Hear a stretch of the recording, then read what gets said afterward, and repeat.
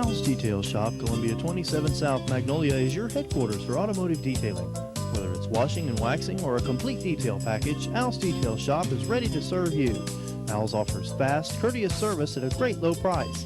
A full detail package including washing and waxing, vacuuming, and interior surface detailing is only $35. Let Al's Detail Shop keep your car looking showroom new every day. Al's Detail Shop, 1061 Columbia 27 South, Magnolia.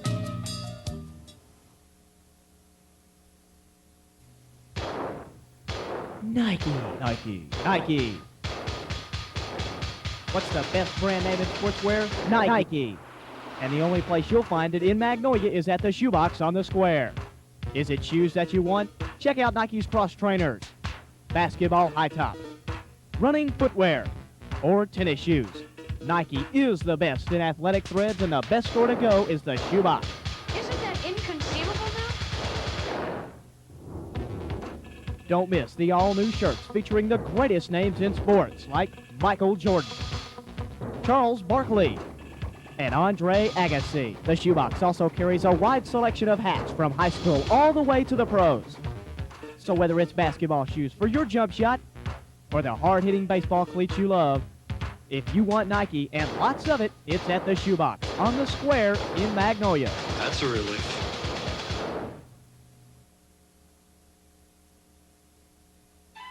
Ever wake up in the middle of the night to the sound of a siren? Ever had to pull over for passing lights? Chances are those sirens and lights belong to Columbia County Ambulance Service, the largest and best trained ambulance service in the Tri-County area. People entrust their lives every day to Columbia County Ambulance. Every member of the staff is specially trained to your needs. Columbia County Ambulance also offers individual and family memberships that help cut the cost of ambulance service. The friendly management and staff of Columbia County Ambulance Service cares for you. They stand alone in their service to you. For membership information, call 234-7371. In an emergency, remember, the largest and best trained ambulance service will be behind you if you dial 911 and ask for Columbia County Ambulance Service.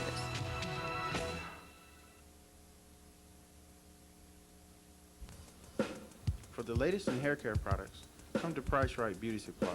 At Price Right, we can meet all of your beauty care needs and also provide convenient shopping for people in the Magnolia area. We have a great selection of hair care products, including activators, hairspray, pomades, shampoos, and conditioners. Gifts and novelties are also available. Our customers come to our store for friendly hometown service and great prices. The professional beautician can also find products here at very reasonable prices. We offer wigs and extensions as well. So for great prices and friendly hometown service, shop where the price is right at Price Right Beauty Supply in the Columbia Shopping Center, locally owned and operated. How much do you normally spend for family entertainment in an evening? For a family of 4 to take in a movie, it would cost $30. But if you visit Captain Video, you only have to spend $3 for the same entertainment. Captain Video has the widest selection of videos in the area. More new releases are available for viewing, and they have movies that will appeal to the entire family, with everything from children's movies to adult movies, action, adventure, comedies, drama, horror, and film classics. Video games are also available for that Nintendo fanatic in your family. Instead of stopping at the grocery store on your way home for snacks, buy them at Captain Video. They sell drinks, chips, candy, and popcorn. Also, Captain Video has sunbeds available for those sun worshipers. For your convenience, Captain Video has 2 stores, one across from Furnitureland and the other on Dudney Street. So when you're bored at home this summer with nothing to do and nothing to watch on television, remember Captain Video for your viewing pleasure. Captain Video.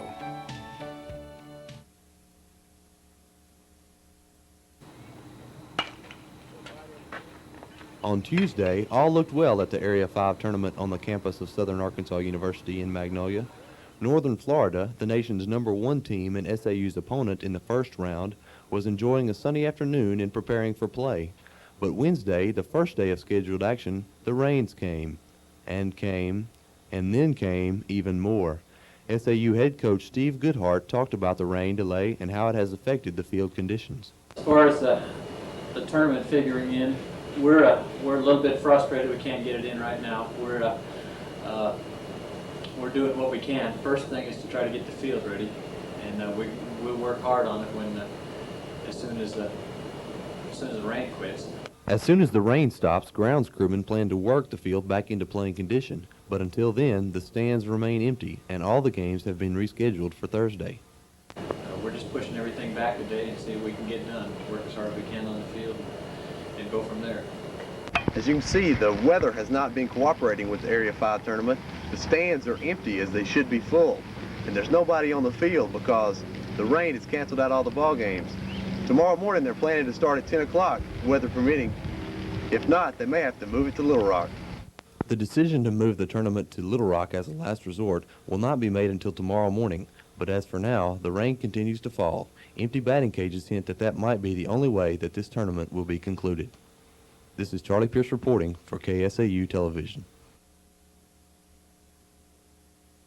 The Southern Arkansas University campus is awaiting the arrival of its newest building. The new SAU Art Building is being constructed between Cross Hall and the old Armory Building.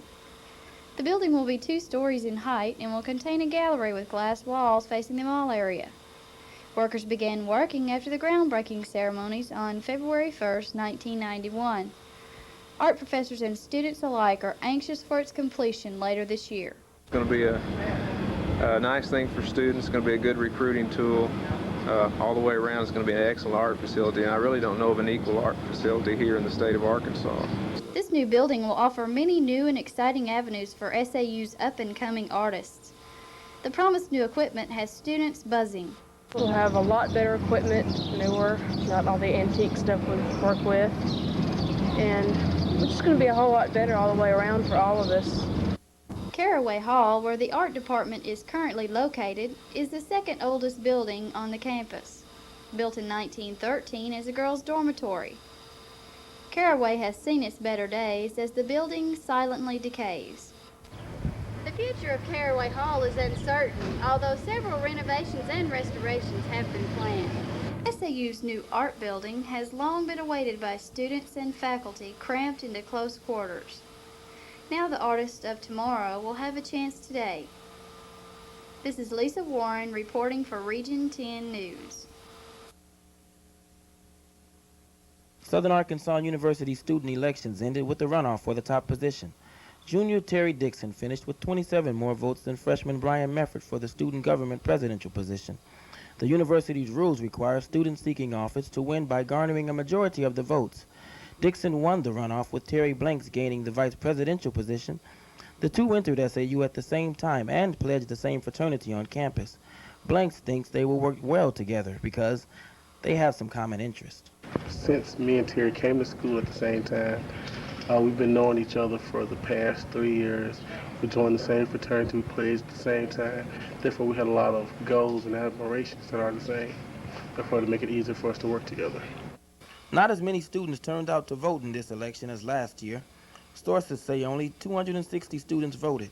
When questioned about voting, answers varied. Well, it's very important for each student to get an insight on whatever the situation may be. And then the only way we can be able to participate in this is voting for who we think would stand up for us. I know Terry, and I think he's a decent person, so I voted for him. Even with stiff competition from Mefford and a low voter turnout, Dixon was confident of a victory. I thought I had a lot of support, and I've talked to a lot of people who said that they were going to turn out, and they obviously did because I won by 34 votes. With the spring semester coming to an end, the future looks bright for the SGA and 2 of its newest members, Terry Dixon and Terry Blanks. This is Khalid Ali reporting for KSAU News. A new athletic fee has been added to the students at Southern Arkansas University's tuition. The fee is an attempt to rid the university of its athletic deficit. A large majority of students at SAU feel the $4 per credit hour athletic fee is unfair. Students have started a petition to repeal the athletic fee. However, W.T. Watson, SAU athletic director, feels the petition will fail. I personally would not think it would. I don't think it would have any bearing whatsoever. Act 366 of the 1991 Arkansas General Assembly limits state funding to universities to $450,000 a year. Section 4 of the Act states that an athletic deficit of an institution is to be funded by a student athletic fee authorized by the Board of Trustees of the institution. The law says, and part of the same law says that we're talking about, that students must pay a minimum of $586 a semester for a fee. Students around campus have voiced their opinion on the subject. I understand that perhaps the need of building a competitive spirit and representation of the school, but I fail to see how it's going to benefit my education. This has been Robin Stevens reporting.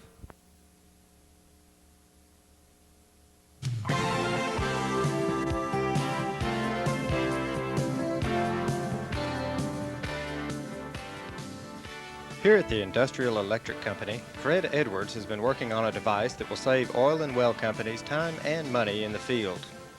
Edwards calls his invention the DOS spin tool. Today's oil field workers spend hours using chains under enormous pressure to remove pipe from the well.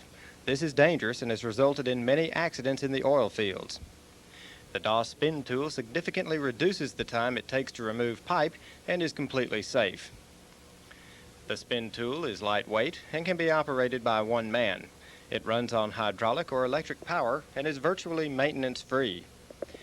Instead of chains, the DOS spin tool uses a static electricity-free belt, which wraps around any size pipe and is suitable for any type of pipe, including fiberglass.